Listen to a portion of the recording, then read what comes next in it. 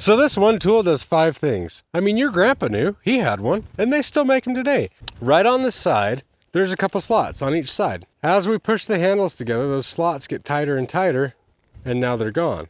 You put your wire in that slot like this, and as we compress the handles, it's gonna cut that wire.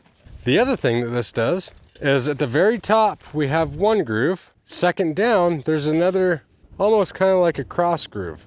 Now this is 2-stranded barbed wire.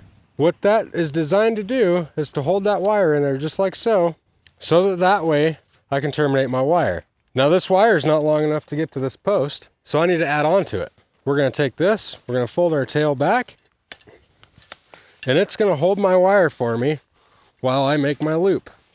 Yes, you could do this with just your hand. It hurts, and why do that when we already have the tool?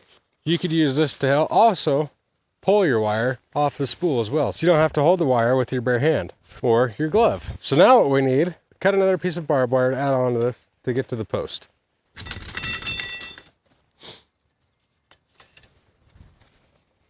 Giving yourself a nice tail, grab that second notch, and we're gonna hold that wire with the fencing pliers.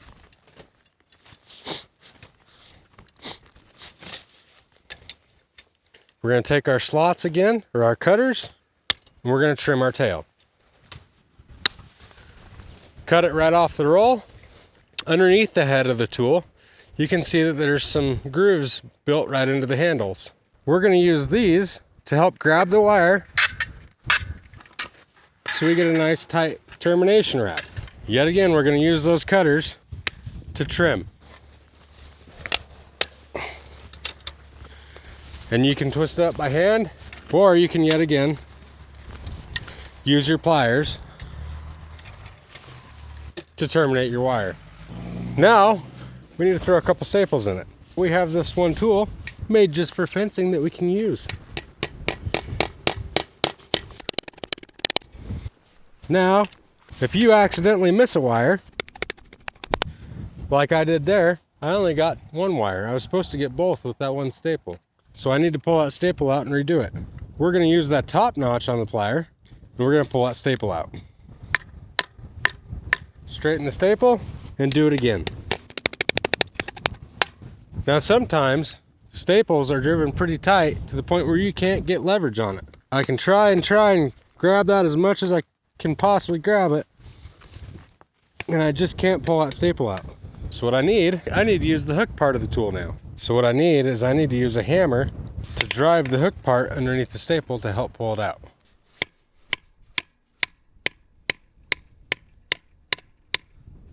I have it there.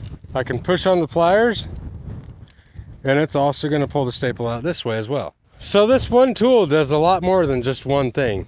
It's really designed for agricultural fencing, and it helps you all along the way of installing your wire. If you're going to be working on an agricultural fence, you definitely need a pair of fencing pliers, and that's the reason that your grandpa had a pair of these around. It's Dan with SWI. We are Wyoming's Fence Company. We hope you have a good dang day.